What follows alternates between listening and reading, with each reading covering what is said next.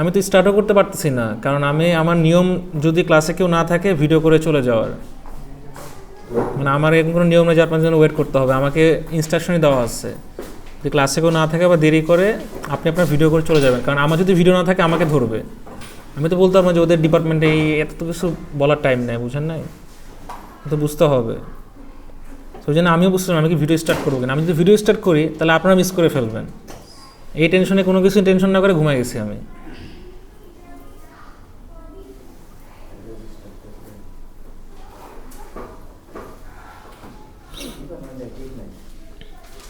কি কাজ ছিল আজকে আপনাদের?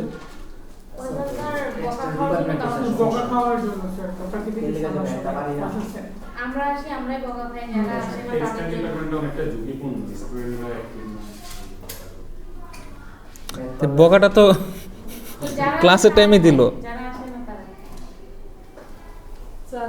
এর আগে তো স্যারের ক্লাস ছিল, এই জন্য স্যার করতে পারেন।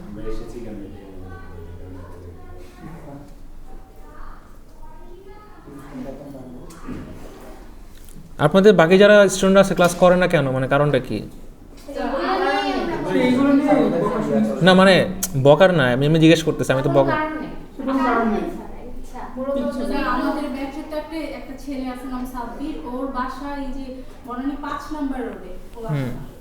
তাহলে বুঝেন স্যার আমাদের বেশিরভাগ আমাদের কি সমস্যা কি স্যার, বেশিরভাগই স্যার মানে কিছু না কিছুর সাথে স্যার এনগেজ আছে পার্ট টাইম জবের সাথে। সো ওদের একটা এক্সকিউজ যে জব আছে স্যার, আমরা তো করি স্যার, আমরাও কিছু না কিছু করি স্যার, কিন্তু আমরা তারপর স্যার আসি স্যার আপু করেন। তোমার মতো সুযোগ সুবিধা নিয়ে কয়জনের জব স্যার পার্সেন্টেজ এখানে পাশের পেন্ডিং তারপর তো আসি তো আসি চেহারা তো দেখো। চমন কই, বাকিরা কই? স্যার চমন তো জব চমনে না যাও স্যার ক্লাস করার পরে চমন করবে তারপর মানে কম চমন স্যার সর্বোচ্চ চেষ্টা করতেছে, ওর মধ্যে কোনো ভেজাল নেই। ওয়েট করতে এটা ওর কথা না, এটা আপনার কথা। চেষ্টা করি না স্যার, তারপরে যাবো স্যার চমনের নেই। আরে 100 টাকা দিয়েছে তো বলছেন তো কইছে যাইতে এই কোন ক্লাসটা করবে ওকে কোচি টিচার টিচার ক্লোজ ক্যাশ খাওয়া বানাতে না ক্যাশ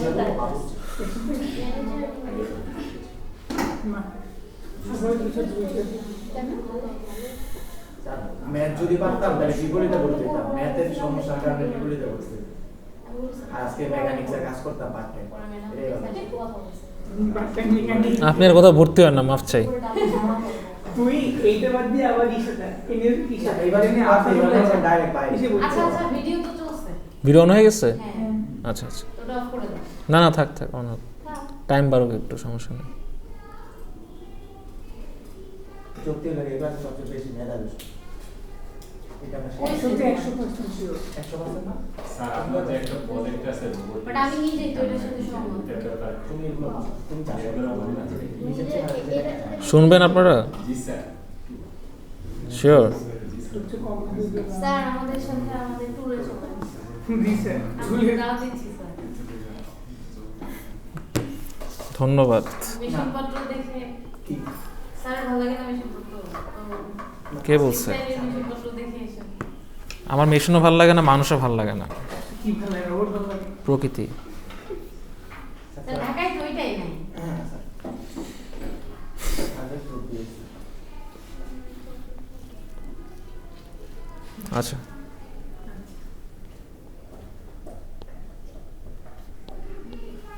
ম্যাথ অ্যানালাইসিস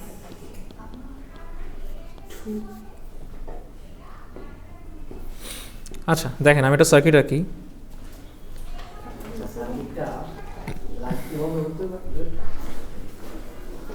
হ্যাঁ, বোর্ড দেখা যায় না, পরিষ্কার দেখে যাওয়ার কথা। আচ্ছা শান্ত কতদিন না কত কথা বলে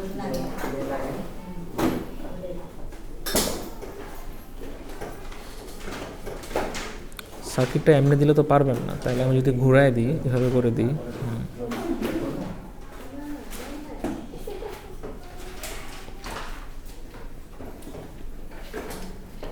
এসি সার্কিট সবসময় থাকে যে কারেন্ট ডিসি থাকে ইসি সেন্টার বেশিরভাগ পাওয়ার সাপ্লাই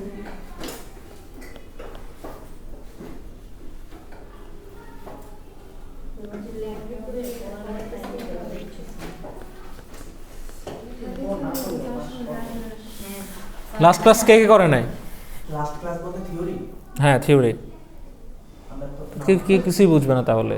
কেন তুমি না করলা? না, ক্লাস যেমন ফার্স্ট এক্সারসাইজ ইমন ফার্স্ট আসে সামনে কোর্স তুই করলো এটা তো আসে কিছুই বুঝবে না যারা ক্লাস করে না আগেরটা। এক সাইডে লুপ কইরা তারপর আরেক সাইডে লুপ এমন কিছু না? হ্যাঁ সেটাকে বের করে আচ্ছা ঠিক আছে, খেয়াল করে দেখেন আমরা মেশ অ্যানালাইসিস শিখছি এর আগে। মেশ অ্যানালাইসিস জিনিসটা এরকম, আমরা আসলে একটা কারেন্টের লুপ অ্যানালাইসিস করে সেখান থেকে ভোল্টেজটা মেনলি বের করব। আর নোডাল অ্যানালাইসিসে আমরা কী করতাম, নোড ভোল্টেজ বের করতাম বা কারেন্ট বের করতাম।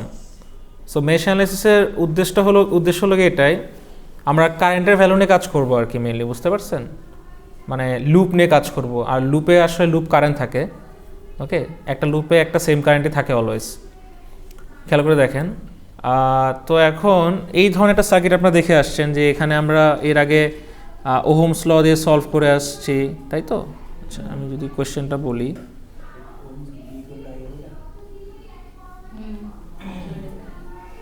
ঠিক আছে, আমরা ওহমস ল দিয়ে করে আসছি V is equal to IR, KVL করছি, কেসিএল করছি, কিরশফ করছি, আর কি করছি?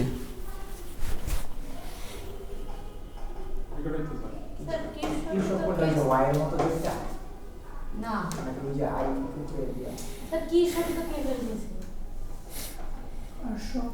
আচ্ছা যাই হোক, হ্যাঁ একই জিনিস, কিরশফ কারশফ একই ব্যক্তি, ওটাই হলো কি KVL KCL. Good, video serial করছি। ভিডিও সিরিয়াল করছি। মেশ অ্যানালাইসিসের কাজটা দেখেন খুব সিম্পল, মানে আমরা আসলে লুপ কারেন্ট বের করবো, তাই না? যা লাস্ট ক্লাসে আমরা দেখাইছিলাম। এখন এখানে কয়টা লুপ বা কয়টা উইন্ডো খেয়াল করে দেখেন, দুইটা লুপ। তাহলে এটা হলো গিয়ে লুপ 1 আর এটা হলো গিয়ে লুপ 2। স্টেপগুলো মনে আছে কারো যে কীভাবে কী করতে হয়? জি স্যার। বলেন ফার্স্টে কী করব, লুপ আইডেন্টিফাই করব, তারপর এরপরে হচ্ছে আপনার ভোল্টেজ আইডি ভোল্টেজগুলো লেভেলটা বলতে না ভোল্টেজের লেভেলটা আইডেন্টিফাই করে হ্যাঁ ভোল্টেজ লেভেল কীভাবে আইডেন্টিফাই করে? level of the voltage with drop Potential. polarities element আচ্ছা। resistance থেকে স্যার তার মানে আমাদের নেক্সট কাজটা কি? স্যার রেজিস্ট্যান্স এর জন্য voltage আচ্ছা, সো খেয়াল করে দেখেন আমরা এখানে যেটা করব সেটা হলো গিয়ে এই যে প্লাস থেকে সবসময় কারেন্ট বের হয় না? হ্যাঁ তাহলে এখান থেকে কারেন্ট বের হচ্ছে। প্লাস প্লাস আমরা কেভিএলে কি করছিলাম, আমরা যেদিকে যাব কারেন্ট সোর্স বা হলো গিয়ে আমার ভোল্টেজ সোর্স যেদিকে আছে সেটা যদি আমার সেম দিকে হয় তাহলে আমরা কি লিখব, প্লাস। প্লাস আর যদি বিপরীত দিকে হয় তাহলে মাইনাস লিখব। তাহলে আমি ধরে নিচ্ছি এটা একটা লুপ 1, এটা একটা লুপ 2, এটা আমার ধরে নেওয়া, ক্লকওয়াইজটা আমার ধরে নেওয়া। এখন আমি যাচ্ছি এদিকে, যাচ্ছি ভালো কথা, যেতে আমি কি পাচ্ছি, এখানে প্লাস এখানে মাইনাস, এটা প্লাস এখানে মাইনাস, এটা মাইনাস এটা প্লাস। তাহলে আমি যদি কেভিএল অ্যাপ্লাই করি ওই জায়গাটার মধ্যে লুপ 1-এ, তাহলে মেশ অ্যানালাইসিস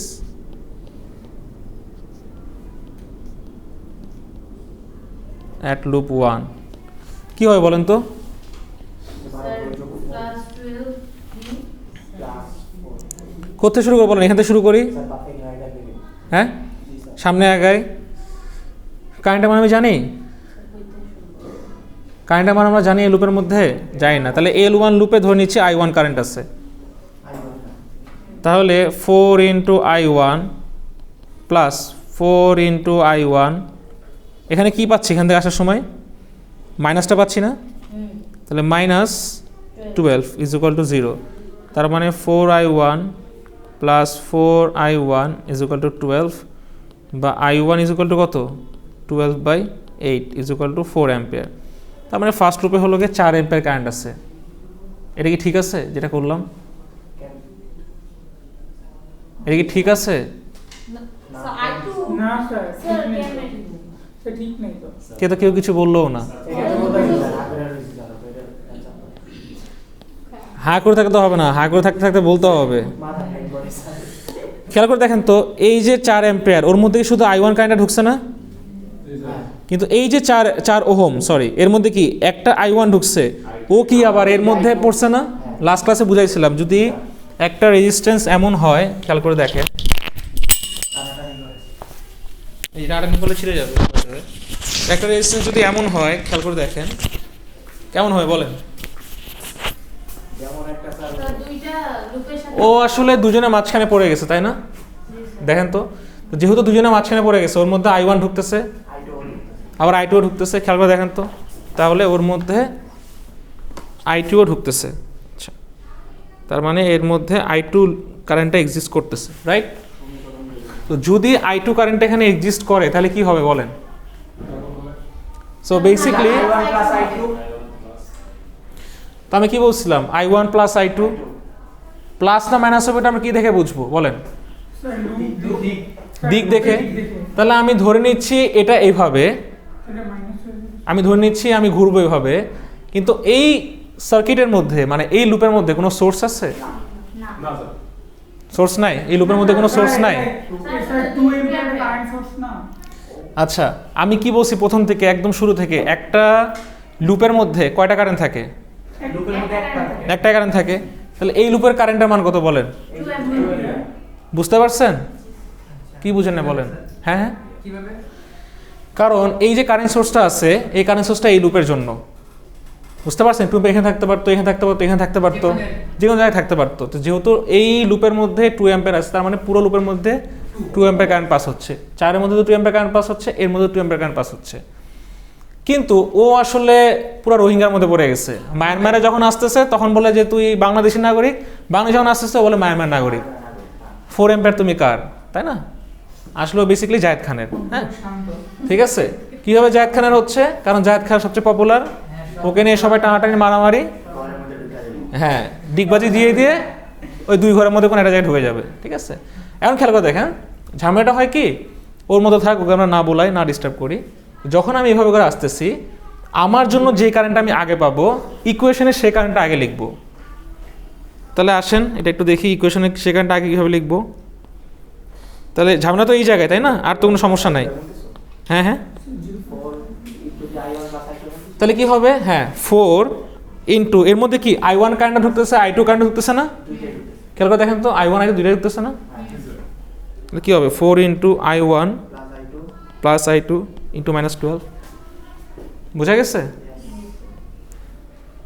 তাহলে এখানে যা যা লিখছি সব ভুল লিখছি, কারণ আমি যে ভুলটা স্যার আগে I2 হবে মাইনাস I1 হবে। হুম স্যার এটার মান তো দেওয়া আছে। এইটাই তো I1 মান। বলেন, প্লাস হবে না মাইনাস হবে? মাইনাস হবে স্যার, কারণ একটা এদিকে ঢুকতেছে আর একটা এদিকে আসছে, বিপরীত দিকে না স্যার, তাহলে তো ওই দিকে ভালো মতো চিন্তা করে দেখেন। এবারে কি হবে? স্যার এইদিকে 4 অ্যাম্পিয়ার দিয়ে 4 ওহম দিয়ে, এটা 4 ওহম, হ্যাঁ 4 ওহম, এটা এই পাশে নামতেছে, ও ওই পাশে নামতেছে। স্যার আমরা তো লুপটা তো এইভাবে আমরা করি, লুপ স্যার। 2 এখনো গুনিই নাই মাহিন। লুপ 2তে আমরা যাই না এখনো।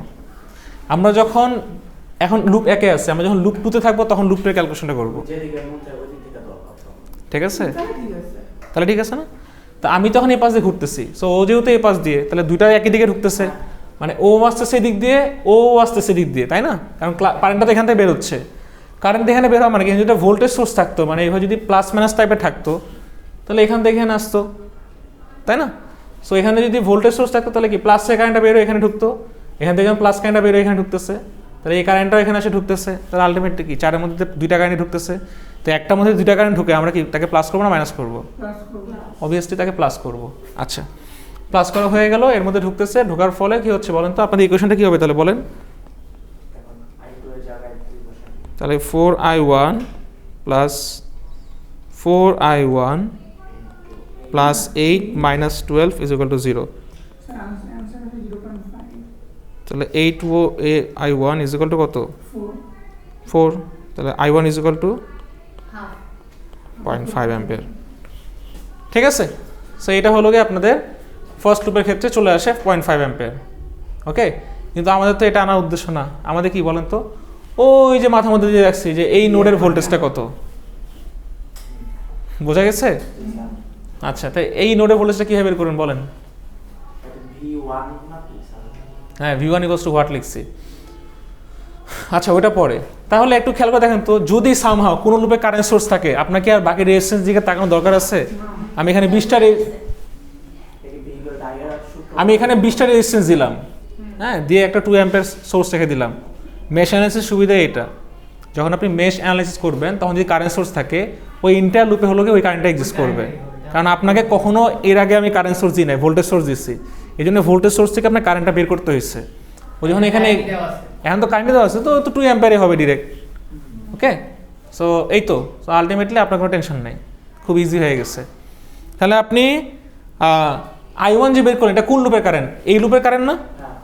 বোঝার চেষ্টা করেন, দেখেন মেশ করলে কত সোজা হয়ে যায়। তাহলে এই লুপে যদি কারেন্ট হয়, এই লুপে কারেন্ট কত বলেন? ওনার কারেন্ট বের করতে কারেন্ট বের করতে কলমে উড়ে গেছে 0.5 অ্যাম্পিয়ার। তাহলে এটা যদি খেয়াল করে দেখেন তো, তাহলে 4 ওহম থেকে যখন এখানে আসবে এই পয়েন্টে আসবে, বোঝার চেষ্টা করেন, তাহলে V1 সমান কি লেখা যায়? IR না? হ্যাঁ, এখন এই I এর মান বসান, আর R এর মান কত বসাবেন বলেন ওখানে? হ্যাঁ হ্যাঁ, ভালো করে বোঝার চেষ্টা, হ্যাঁ কোন 4 বসাবেন বলেন? এখানে যদি আপনি এই নোডাল অ্যানালাইসিস করতে চান, এখানে আপনি কোন 4টা বসাবেন? নোডাল অ্যানালাইসিস মনে আছে আপনাদের?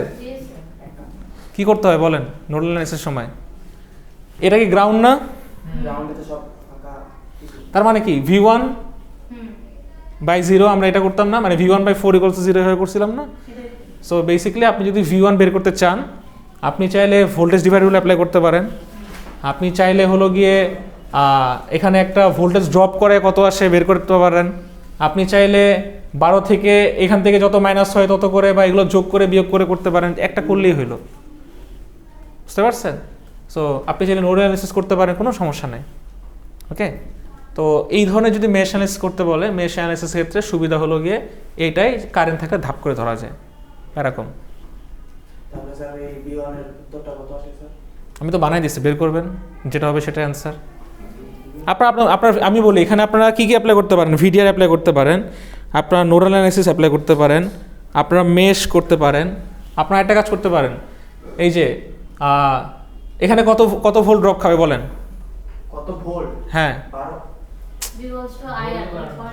এখানে V = IR না? তাহলে এখানে 2 ভোল্ট হবে, 12 ভোল্ট থেকে 2 ভোল্ট ড্রপ খাইলো। এখানে কত ভোল্ট ড্রপ খাবে বলেন?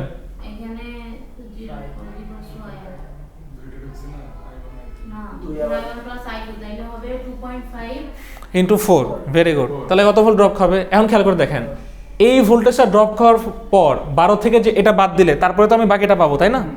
তাহলে এখানে কত পাবো বলেন? শেষ, মুখোমুখি তো করা যায়। এখন বলতে পারেন তো অ্যানালাইসিস, মেশ অ্যানালাইসিস কেন করবো? যখন বড় সার্কিট দিব তখন এইভাবে মুখোমুখি করতে পারবেন না। বুঝতে পারছেন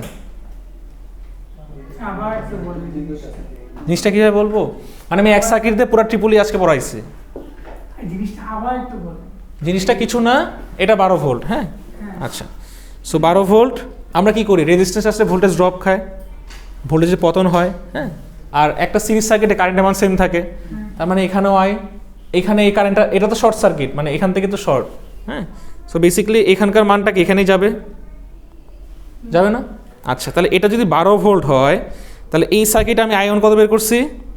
0.5, তাই তো? তাহলে 0.5 যদি বের করছি, তাহলে 4 × 0.5 কত হয়? 2 ভোল্ট না? V = IR 2 volt. তাহলে 12 ভোল্ট, এখানে 2 ভোল্ট ড্রপ করছে, তাহলে 12 ভোল্ট থেকে 2 ড্রপ করে হলে ওই সার্কিটের মধ্যে কত ভোল্টেজ থাকে? এখানে 10 আছে, পরেরটা পরে গিয়েছে আমি জানি না, এখানে 10 আছে, তথ্য অনুযায়ী এখানে 10 আছে, কিন্তু আসলে 10 কিনা আপনি করে দেখেন, আসতে পারে, বা নোডাল অ্যানালাইসিস করেন।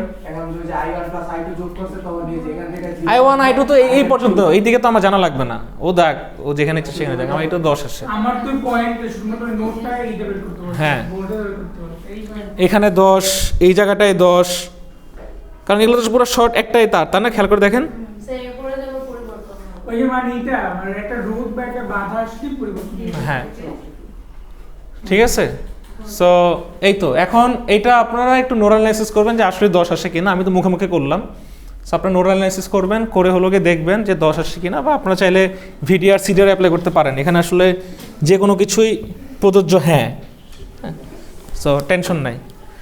আচ্ছা, তো যেহেতু আজকে আর সময় নাই, আমি ক্লাসটা শেষ করে দেবো, এটা ভিডিও অফ করে দেন।